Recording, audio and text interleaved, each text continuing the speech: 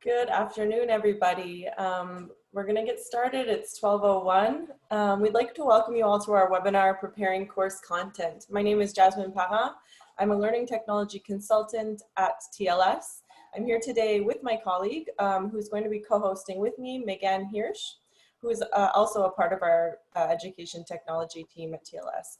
So just some housekeeping notes. We want to let you know that this session is being recorded and is going to be posted on our website. I would also like to note that you are muted upon entry, so we ask you to hold off with questions while we present. We will be setting aside some time at the end of the webinar to address your questions.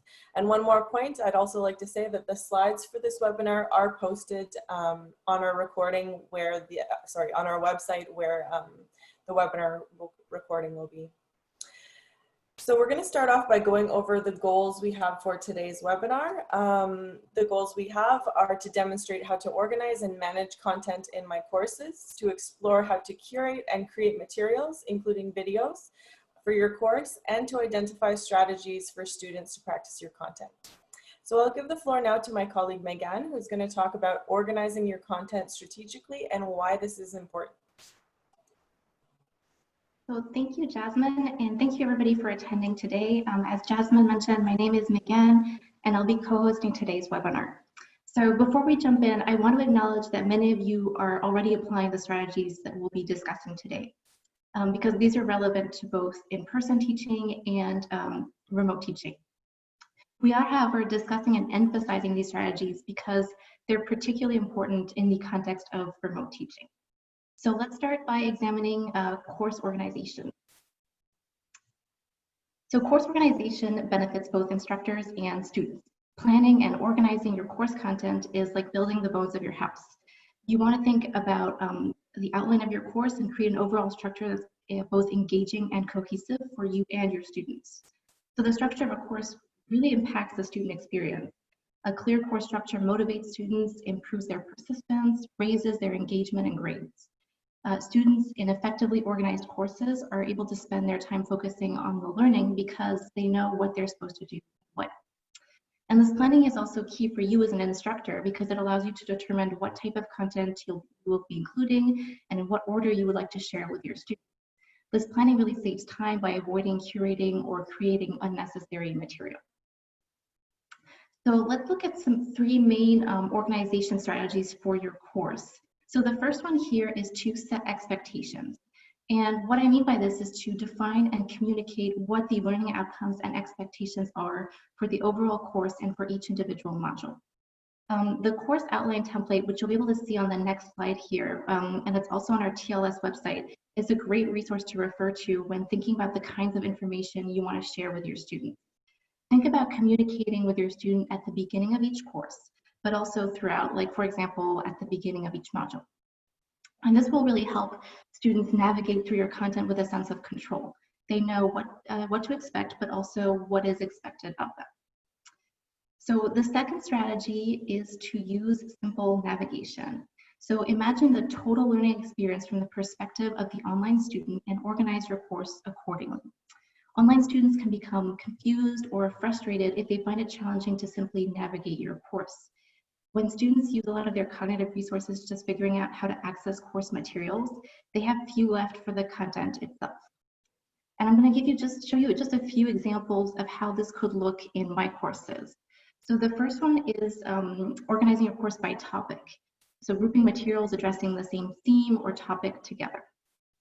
And our next example is the first example was chronologically. So by week, creating a module for each week. The second example would be by topic, this one. So grouping materials addressing the same theme or topic. And the final example is organizing your course by type of content. So grouping your content into similar types of materials such as activities, readings, discussion, etc. And really choose the title of your module that will tell your students what the structure of your course is. Is it built around a central question, a series of themes, a theoretical framework? Really use the navigation of your course to communicate the structure of what you want your students to learn. And our third and final strategy is to stay consistent. While there are many ways, as we've seen, to organize your course, once you choose your strategy, the best thing you could do for your students is to implement it consistently throughout. So like in-person students who get in the habit of going to class at the same time and the same place every week, online students need to form those habits to maintain a consistent performance across the semester. So use consistent structure and naming conventions for content, assignments, and activities. So if you look at the next slide here, you'll see an example of an economy class that's organizes modules by week. And each module is consistently named using the week of the course and then the topic addressed. Also think about making frequently used resources really easy to find. So if you have instructions for a major assignment or resources that will be used throughout the course, keep these in a section on the main menu level, rather than in like a weekly folder where students would have to like hunt around for them. So now that we've talked a bit about organization, let's look at some of the tools you can use in My Courses. So in My Courses, content is organized into modules and submodules, which act as folders and subfolders. And in these are topics, which would be all your course materials, such as Word and PDF documents, links to files, websites, activities, etc. So for example, if you're organizing your course by week, like we previously saw in some other examples earlier, your first module could be week 1, and your submodule could be the various topics addressed during this week. And inside your submodules would be the relevant course materials. So these will really allow you to structure your content. So another way to organize your course is by using release conditions. So by predetermining when your students have access to your materials. And these conditions can be set for any module, submodule, or topic. So for example, you could give your students access to a certain assignment only after the relevant course lectures have been given, or give a due date to a reading, letting students know how they should progress through the content. If students are working on a group presentation, release relevant information about their topic only to their group. And a final example would be that you could give students access to the first module only after they've read through the course syllabus. So you can really mix and match these release conditions and use them to set a pace to your course. So once you have an idea of how you would like to organize your course materials, you can start by thinking about the content you would like to include in your course. And before I let Jasmine tell you a bit more about curating and creating materials, I want to discuss accessibility. So whether you're curating or creating your materials, it's important to consider accessibility at the very beginning of your planning so that you don't have to later go back and switch some of your course materials. So I want to start by letting you know that My Courses is an accessible platform. This means that it can be navigated using assistive technologies, and there are no barriers that prevent access to or interaction with the platform itself. So what you as an instructor need to be mindful of is the content that you put in My Courses. So if you're creating content in Microsoft, use the accessibility checker to do a quick scan of your documents and correct any accessibility issues that the scanner flags. And whenever possible, provide captioning for your videos. And this can actually be done with the lecture recording system that automatically captions any content that's uploaded. Choose your multimedia with intention and prioritize those that are accessible. So for example, videos with closed captioning, or audio clips or podcasts with existing transcripts. During your course lecture, instead of sort of describe your visuals.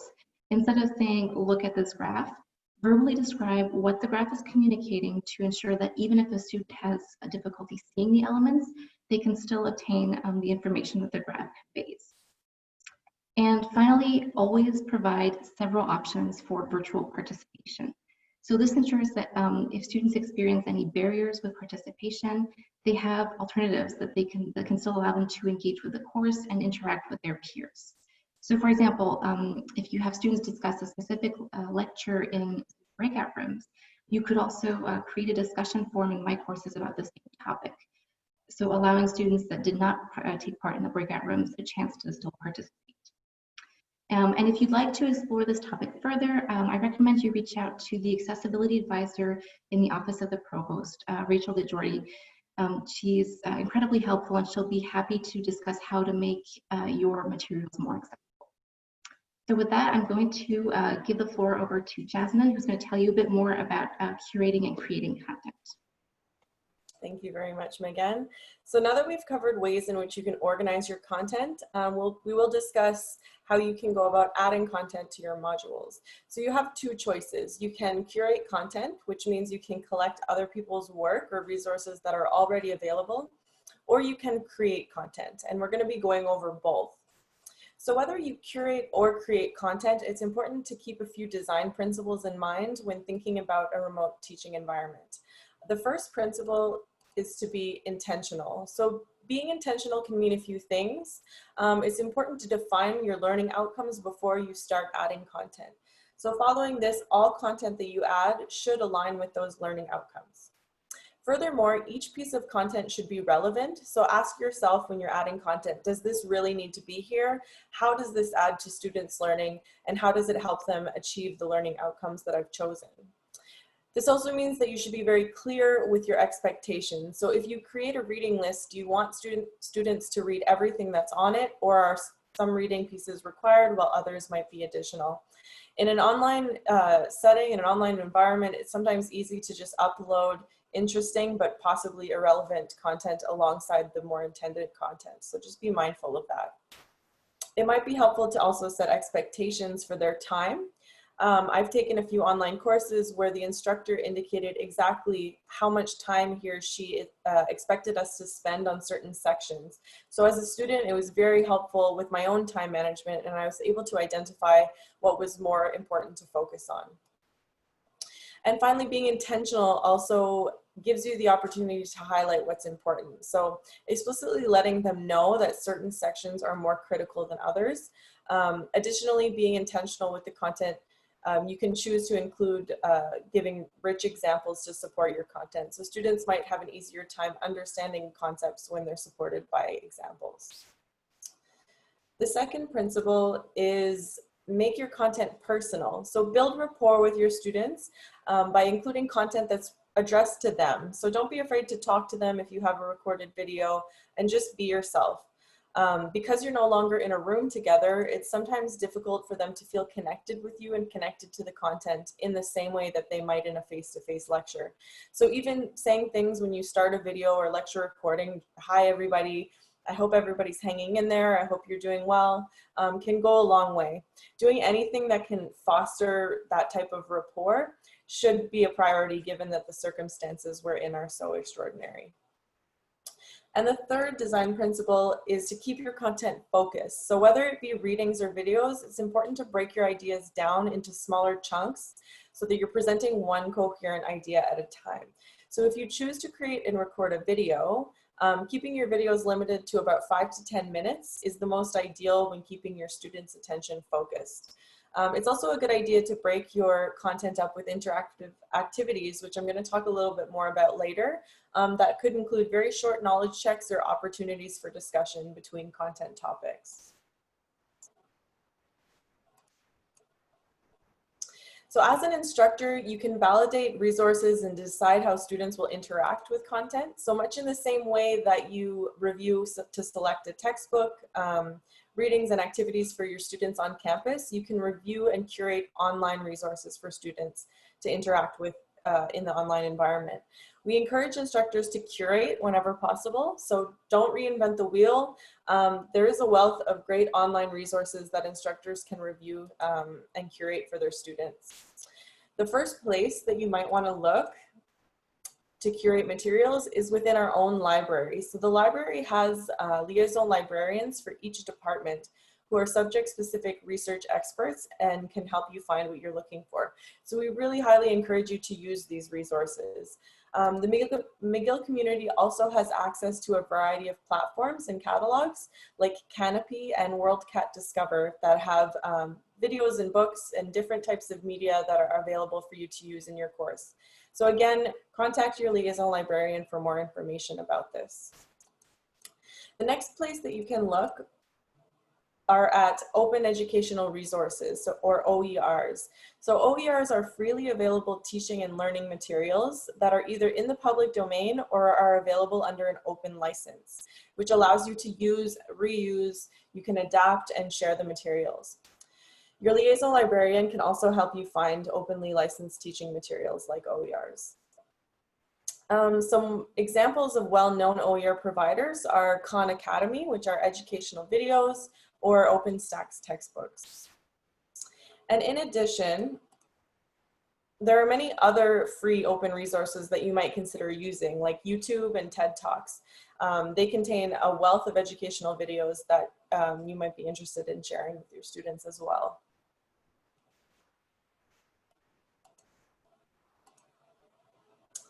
So because curating involves sharing someone else's work, we believe it's important to mention copyright and intellectual property.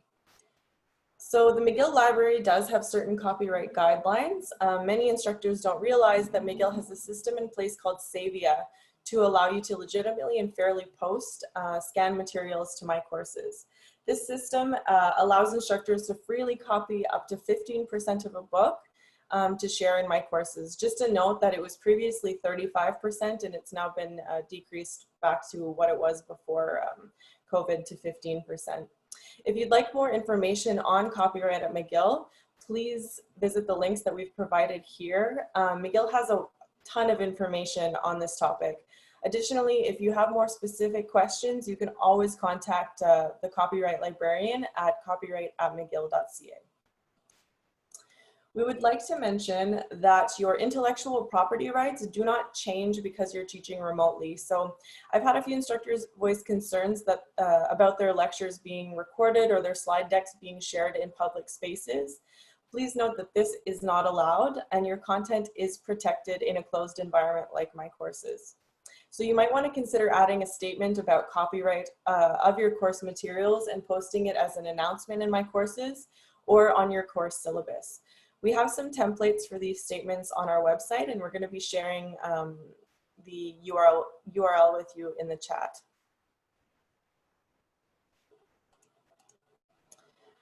So if you're unable to curate the information you want to share with your students, you can always create it. Forms of content that you may already be familiar with creating include PowerPoint presentations and perhaps PDF readings. You may also be already familiar with creating activities for your students in my courses. Since you're in a remote setting, a type of content that tends to be more popular in this context is lecture recordings and videos. So because of this, I'd like to focus on best practices and strategies for creating videos in your course. So before diving into creating video content, we suggest that you take some time to think a little bit about what you want to do before you actually do it. First, you should determine your goals and what you want to achieve with your video. So it's important to consider how your video will align with your course and learning outcomes. What topics do you want to cover? What kind of video do you want to make? And how will the video enhance the learning experience for students?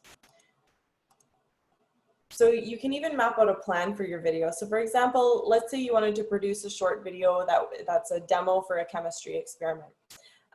Just creating the structure that identifies who your audience is. Is it first-year science students? What's their background? What experiment will you be doing? And what is the purpose of the video? So how it's going to help them. Do you want to consider making a short lab safety video beforehand, or perhaps having a bloopers video of what could go wrong in the experiment afterwards? It's just important to give your video structure before you start recording. And once you've established what you will be covering and who your video is intended for, you can decide how you will go about creating your video. So what equipment do you need? Do you need a special camera, or can you even use your phone? Do you need special access to a lab at McGill, or can you record at home? What softwares and technologies you might consider using, which I'm going to cover a few tools in the next slides that are available to you. What do you want to say exactly? So you don't need to write a script word for word, though it might be helpful, but you should have an idea of what you're going to say. So though it may seem like people's videos, their educational videos on YouTube are improvised, most of the time people have a very well-established script before they record. So before recording, you might also want to get feedback on your plan. So ask your colleagues, perhaps a family member or somebody who has some time to review your plan. Depending on what type of video you're producing, it can be time consuming. So putting hours into recording and then editing, it's a good idea to make sure that your plan makes sense beforehand. Does the flow of your ideas make sense, for example, and does the video meet the goals that you originally set? And when you're happy with your plan, you can go ahead and record. At this stage, you can get feedback again. Just make sure your audio is clear, that your pace is appropriate, and that your content and visuals that you've included are all relevant. When you're happy with the final product, you can then share it with your students. So there are some options in what tools you can use to create a lecture recording or a video for your course. It really depends on what your needs and your plans are. So if you'd like to do a basic recording of your lecture with or without students present, you can always use Zoom. Zoom allows you to record live and interactive sessions with your students. You can also record your lecture ahead of time if students are not present. Zoom is likely the most straightforward and streamlined way to go about recording a lecture. If you log into the platform through My Courses and record it from there, when you're done, the recording is automatically saved within the lecture recording system in your course. So the pros are that it's relatively straightforward. You can use features like screen capturing or the whiteboard to interact with your material. The cons is that it's somewhat limited to recording what's going on in that moment only. It doesn't give you the opportunity for any type of editing or adding any additional media. If you're looking to record short videos that involve you presenting your PowerPoint slides, you can use the recorder in PowerPoint. So it's quite simple. You just record a voiceover to your presentation in presentation mode and then export it as a video file. So for example, like an MP4 file. I've been told by multiple instructors that it's quite user-friendly if all you want to do is record your PowerPoint presentation, but just keep in mind that it's a little bit limited. You can't record yourself, you can only record your voice, and you're restricted to the features of PowerPoint itself. And finally, you might be interested in producing more complex video productions that include different types of media, so different, maybe perhaps 2 videos to create one larger video or images. You might want to include annotations or different animations, screen captures, etc. So Camtasia is the most sophisticated software we have of the 3 options here. It's a very powerful video editing program, and it's available to the McGill community. Carolyn is going to share the link to the IT software site, which will give you access to Camtasia and other available tools at McGill. You could potentially generate entire video modules with Camtasia, but I've met a few instructors who like to use it for just more finessed short tutorial type videos. So for example, I had an instructor that wanted to produce a video to explain how to use different formatting styles in Microsoft Word. So she said she had been explaining and re-explaining the appropriate use of different formatting styles for years when her students wrote essays. So she finally asked me to help her create a short tutorial video that she would post and share with her students when necessary. And she wanted to use Camtasia. In the end, I actually didn't have to help her with the software. She was able to figure it out on her own. But once she did have that video produced, she said it was a real time saver for her. So when students had questions or when she was seeing the same mistakes recurring in essays using formatting styles, she would share the video with her students rather than explain and re-explain. So the arrow here indicates how much time it takes and the level of complexity involved in creating videos with each of these tools. Keep in mind that Camtasia videos can be quite time consuming, and so just be aware of the time that you have to dedicate to other parts of your course, like your assessments. If you do have extra time, perhaps Camtasia is right for you, but just know that the expectation is not for you to be creating perfectly edited video productions. In addition to that, I am quite sensitive to the fact that software like Camtasia can be intimidating, but if you wanted to just try it out, you can start very small and record a low stakes video like an introductory video. So just a video of yourself introducing maybe your background, your course, just to become more familiar with making a video in general. If you do want to explore a little more on Camtasia, just to get a better sense of what the platform looks like, how it works, we're going to be providing some resources that are provided by Camtasia itself, including a variety of short tutorial videos you can watch. I also want you to keep in mind that you don't have to choose one type of video over another. You can choose to include a variety of videos in your course. So you might choose to record your fixed lectures and then record some additional tutorials or other types of videos to include in your content. Regardless of what you will use to produce your videos, the best way to get them to your students is through the lecture recording system in my courses. So as I said before, if you record through Zoom within your course in my courses, that recording is automatically uploaded to the lecture recording system. Captions, as Megan said before, are also automatically added to your video as well. If you choose to record elsewhere, like PowerPoint or Camtasia, and produce a video file, you will have to upload your video to the lecture recording system manually.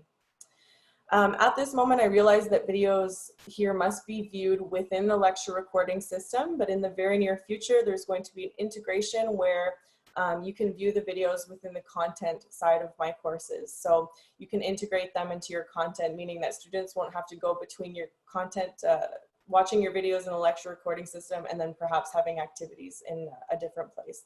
Everything can be in one place and under the content tab.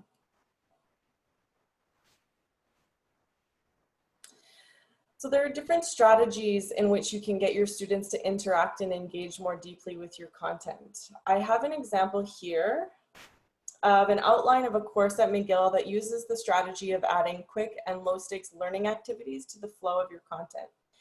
So as you can see in this module in particular, it uses short 5 to 10 minute videos staggered with self-assessment activities. It's not the expectation that your course must look like this. Like, don't feel like you need to go into full production mode and produce entire modules using videos, but it just gives you an idea of how you can break your content pieces up and have them reinforced by these short activities. So just to reiterate, rather than presenting long pieces of content and then giving your students knowledge checks at the end of a module only, you might want to consider staggering or alternating your content with an activity. That looks a bit more like this. So when I say content, I mean your course materials. Content itself doesn't have to be videos, as you saw in the example. It can be PowerPoint slides, it can be readings, it can be articles or websites. The activities are interactive pieces for students that allow them to practice and understand the content. So they're essentially active learning pieces, and they can look a few ways. So activities could be a self-assessment question, a quiz question, survey question, or a discussion prompt. And just a quick note, there is a tool in my courses called the video assignment tool. It has 4 different components, one of which is an interactive video tool where you can have a recorded video and incorporate practice activities directly into the video itself.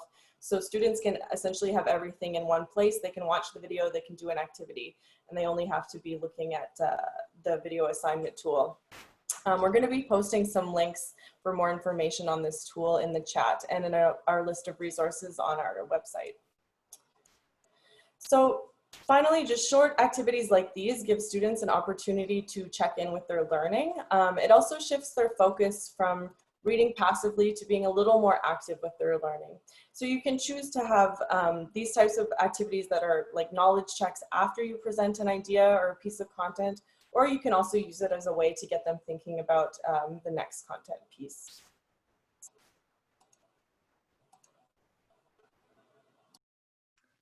So in conclusion, when preparing your course content, you want to start by determining how you want to organize your content, really create the bones of your course.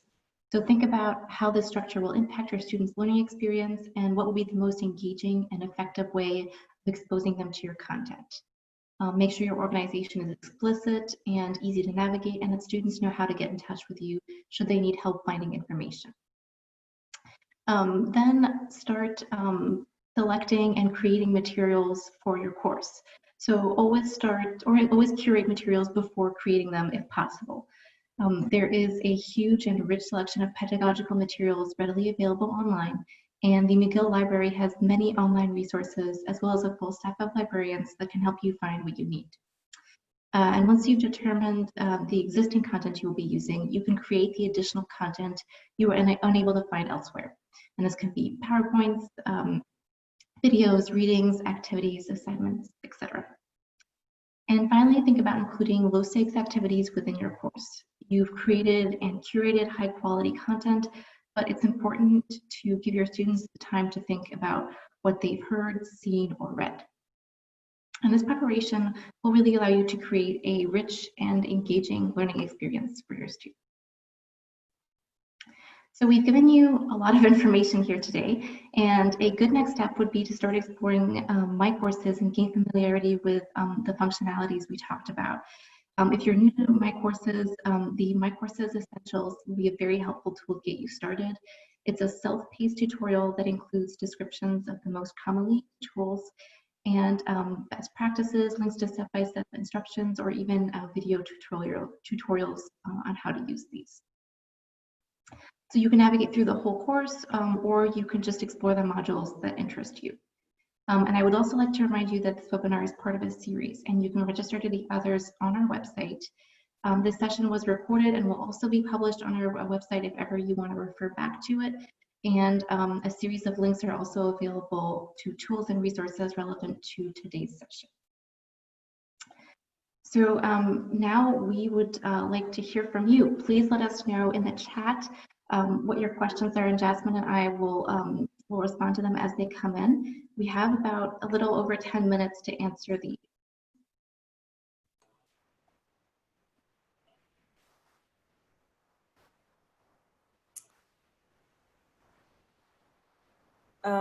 There was a question that came really early in the presentation that I just wanted to address. So by Mariska, do you need to make a choice in organization, so either chronological or by topic, or can you do both so students can click and choose the format they like? You have to choose one route. I mean, you could essentially have it organized both ways if you had it by week, and then within the week modules, week one, you'd have sub-modules that were divided by type.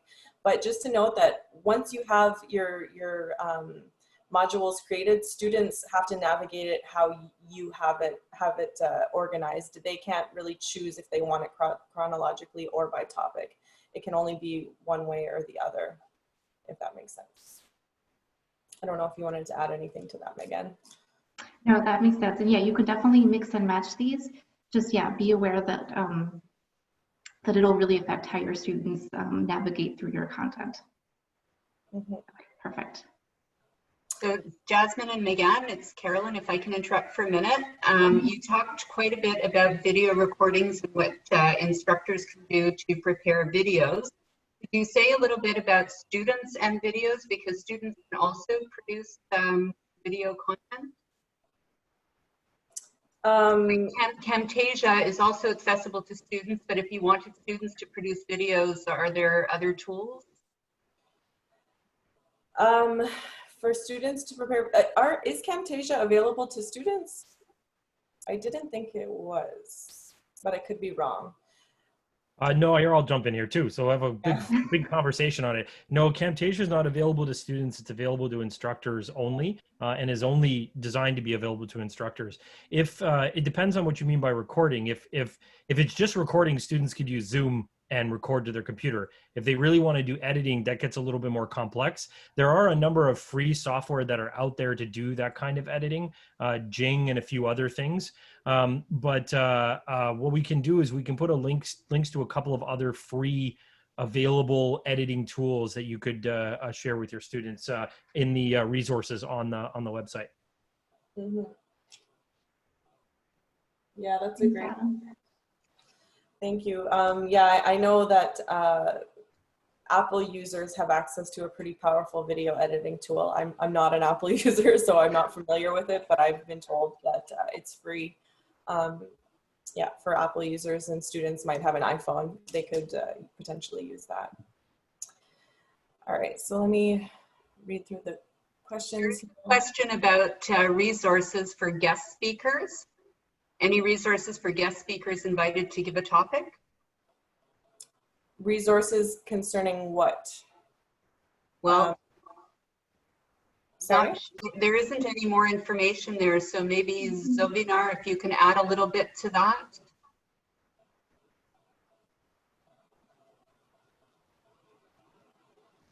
Oh, there we go. Adam, Max have iMovie. Access to Zoom.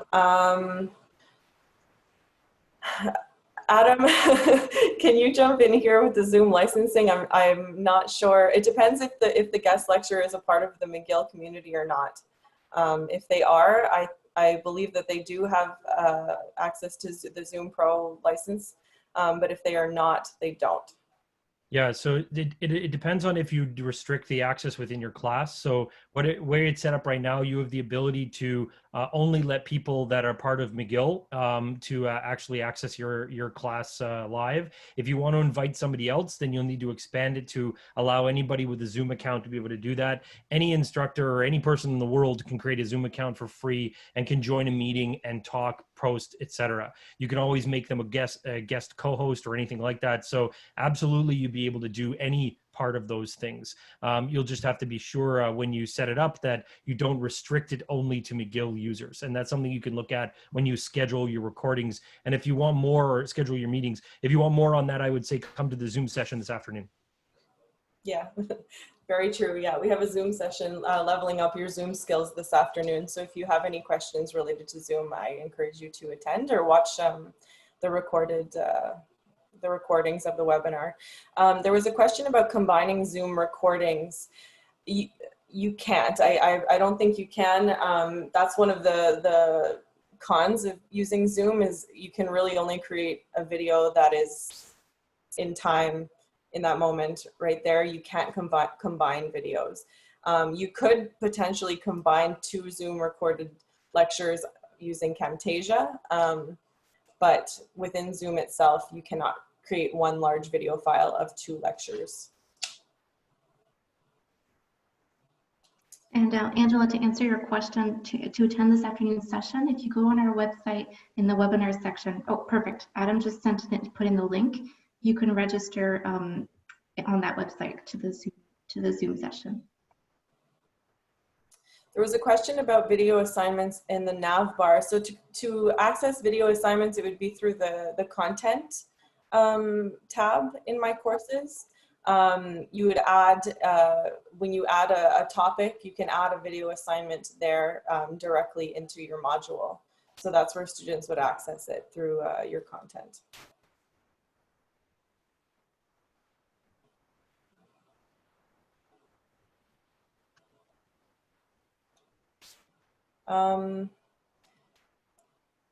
Again, someone who is not part of the McGill community could be given an affiliate account.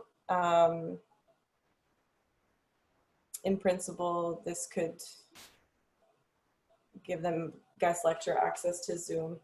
Yeah, as Adam said, this is a good question for IT.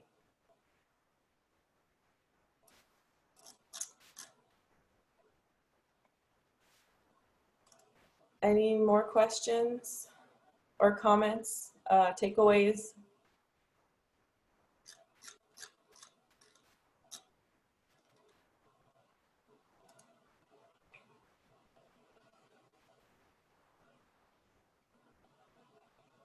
If not, we'll be sticking around until 12:45. So if you do have any questions, you can keep asking them. If not, thank you so much for attending today. This is our last live offering of the Preparing Course Content webinar. So we've really appreciated all of your engagement, and thank you very much. Yeah, no, it's been a really fun experience, and it's been so nice to see so many instructors show up and engage with each other and ask us questions. Oh, I see, Ross, you had a question about configuring Zoom layout and recording. Can you tell us more? Yeah, so it looks like, yeah, Adam is recommending that you just come that you attend the Zoom session.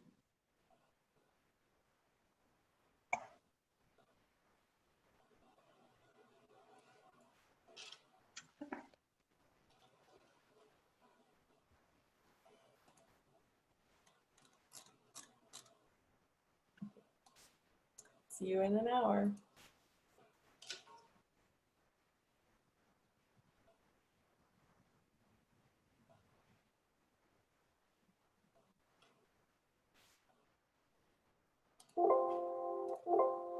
Sorry.